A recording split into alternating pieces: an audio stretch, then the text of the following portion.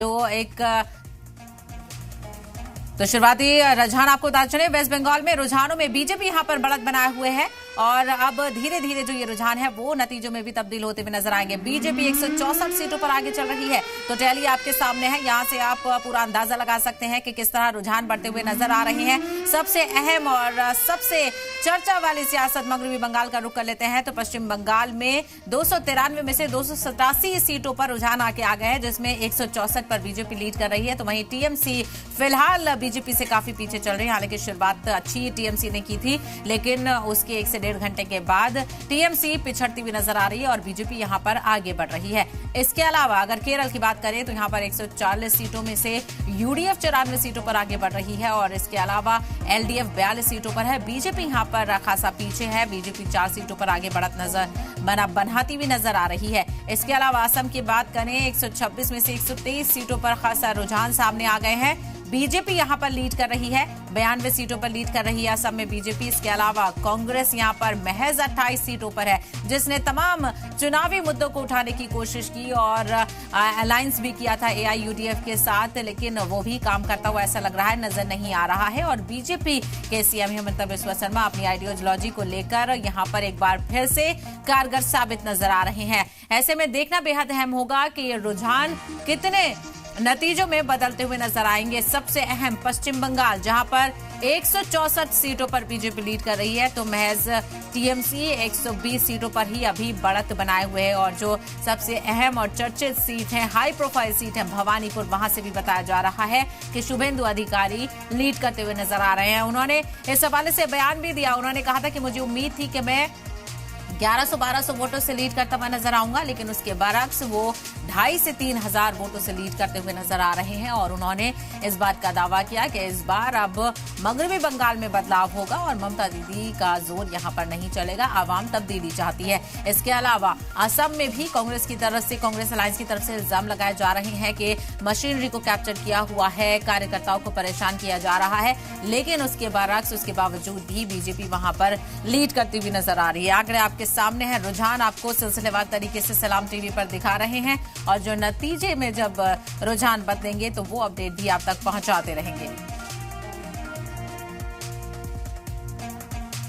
तो लगातार नजरें यहां पर बनी हुई हैं, एक तरफ मगरबी बंगाल तो दूसरी तरफ असम में भी आपको बताते चले कि बीजेपी यहां पर लीड कर रही है। 95 सीटों पर बीजेपी लीड कर रही है। तो असम के शुरुआती रुझान आपको बताते चले, बीजेपी 64 सीटें नहीं, बीजेपी 95 सीटों पर आगे चल रही है। और वहीं बता दें कि कांग्रेस 28 सीटों पर आगे चल रही है। तो लगातार बीजेपी बढ़त बनाए हुए है। पश्चिम बंगाल के साथ साथ असम में भी बीजेपी बढ़त बनाई हुई है। टैली आपके सामने है। टैली में आप देख सकते हैं कि बीजेपी 95 सीटों पर बढ़त बना रही है। इसके अलावा कांग्रेस 28 सीटों पर चल रही है। यानी ऐसे में कांग्रेस को आकलन करना बहुत जरूरी होगा कि जिन मुद्दों को भुनाने की उसने कोशिश की, जिन मुद्दों को बढ़ चढ़कर उठाया गया, वो क्यों आखिर कांग्रेस और एआईयूडीएफ के लिए काम करते हुए नजर नहीं आया। जो अलायंस था वो यहां पर कारगर साबित क्यों नहीं हुआ है, क्योंकि अगर रुझान इस तरफ है तो कहीं ना कहीं इसमें से बहुत ज्यादा जो सीटें हैं वो नतीजों में तब्दील होंगी। और अब से 1 से 1.5 घंटे के बाद आप ये भी देखना शुरू करेंगे कि ये जो रुझान है वो नतीजों में भी तब्दील होंगे। अब से थोड़ी देर पहले ही गौरव गोगोई भी मीडिया के सामने आए थे। उन्होंने कहा कि वो बहुत पुरुमीद है, जो रुझान चल रहे हैं वो जो कांग्रेस के लिए नतीजों में तब्दील होंगे। यानी कांग्रेस यहाँ पर जो तब्दीली है वो यहां देखेगी और जो बढ़त है उसमें कांग्रेस आगे बढ़ेगी। इसके अलावा गौरव गोगोई ने मशीनरी पर भी इल्जाम यहां पर लगाए थे। तो ये आंकड़े हमने आपको बताए। टीएमसी यहां पर मगरबी बंगाल में पीछे चल रही है। बीजेपी 165 सीटों पर पश्चिम बंगाल में आगे चल रही है। असम में भी बीजेपी लीड कर रही है। इसके अलावा आपको बताते चले कि पुडुचेरी का अगर जिक्र करें तो वहां पर भी बीजेपी लीड कर रही है। बीजेपी अलायंस 22 सीटों पर आगे चल रहा है। महज 30 सीटें, जिसमें से 22 सीटों पर बीजेपी लीड कर रही है।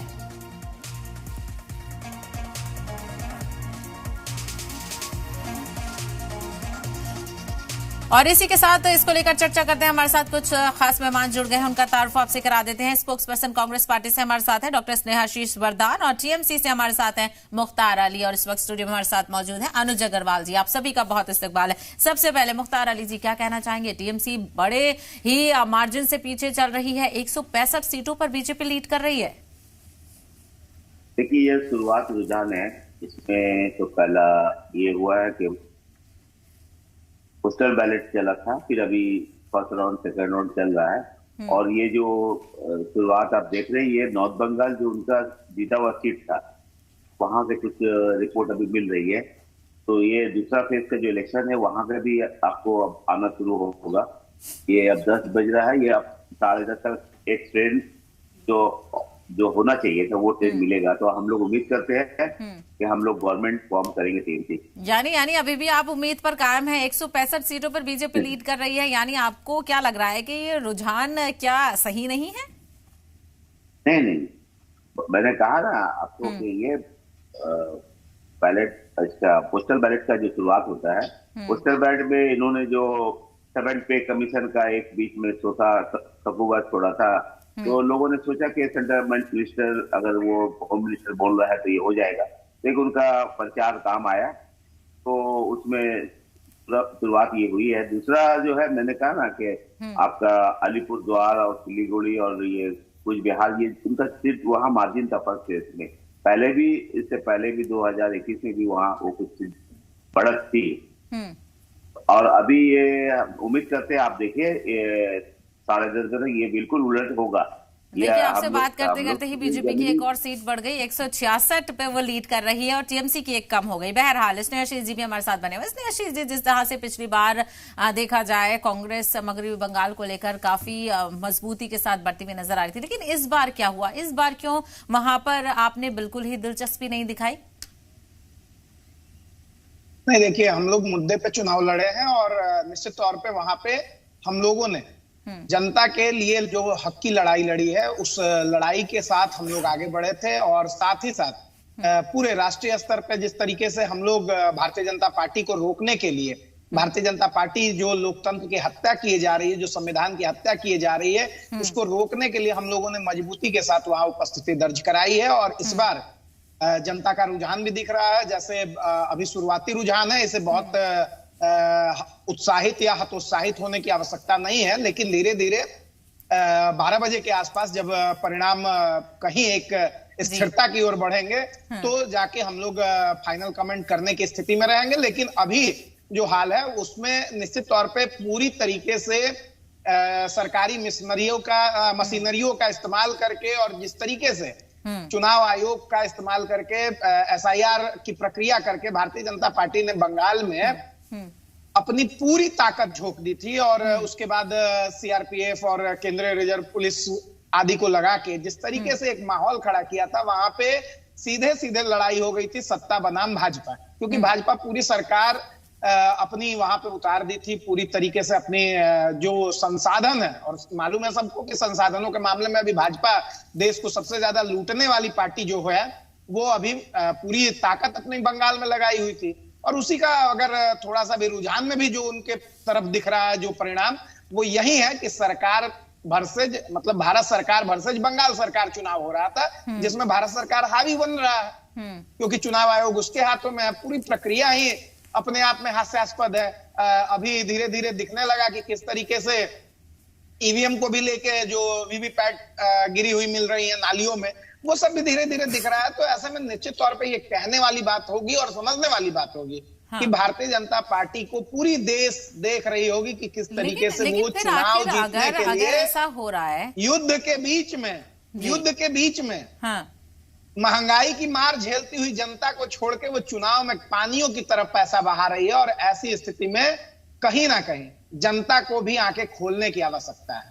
बिल्कुल, यही मैं जानना चाह रही थी। बहरहाल आपने ये कह दिया कि जनता को भी आंखें खोलने की जरूरत है, लेकिन इसको लेकर अनुज जी आपसे समझना चाहेंगे कि सिलसिलेवार तरीके से आप देख रहे होंगे, सुबह से जितने भी अपोजिशन के लीडरान चुप रहे हैं, वो बार बार ये बात दोहरा रहे हैं, मशीनरी कैप्चर है और इलेक्शन कमीशन कैप्चर है। अगर ये सारी चीजें हैं तो फिर ऐसे में इसका सॉल्यूशन क्या है? आखिर ऐसा हो रहा है तो ये तो फिर डेमोक्रेटिक एक कंट्री के लिए सही नहीं है। नहीं, तो क्रिश्चियानी बिल्ली खंबा नोचे वाली स्थिति याद है।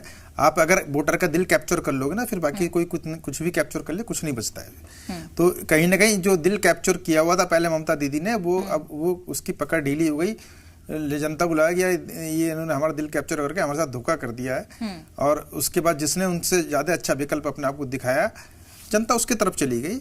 आप अगर मैनिपुलेशन करोगे, आप अपने वादे पूरे नहीं करोगे, आप ग्राउंड पर सिर्फ फ्रीबीज बांटकर ही सरकार चलाना चाहोगे, आप परमानेंट नौकरी नहीं दे सकते, नए रोजगार पैदा नहीं कर सकते, इंडस्ट्रियल डेवलपमेंट नहीं कर सकते, चीजों का एक तरीके से सामाजिक सौहार्द नहीं कायम कर सकते, तो निश्चित रूप से जनता आपसे नाराज होगी। और उस नाराजगी का परिणाम जब इलेक्शन में आता है तो वो इस ऐसे ही सत्ता परिवर्तन के रूप में आता है। ये कुछ समझना पड़ेगा इस चीज को। लेकिन आपने यहाँ पर नाराजगी का भी जिक्र किया, जो अपोजिशन कहती है और जो कई मामलों को लेकर देखने को मिलता है, बहुत सारे मुद्दों को लेकर नाराजगी बीजेपी से भी नजर आती है, लेकिन क्या उसका असर इन नतीजों पर पड़ता हुआ नजर नहीं आता? और नहीं आता है तो क्यों नहीं आता है? अगर नाराजगी है तो, या फिर वो सिर्फ नैरेटिव है कि नाराजगी दिखाई जा रही है, नाराजगी है नहीं? अनुज जी, एक डायनेमिज्म रहता है समाज में, सोसाइटी में, और हमेशा समस्याएं पैदा होती रहती हैं, और जो भी रूलिंग गवर्नमेंट होती है उसकी रिस्पांसिबिलिटी होती है, जैसे डिमांड आए, जिस तरह की समस्या आए, उसका एक सॉल्यूशन पैदा कर दे।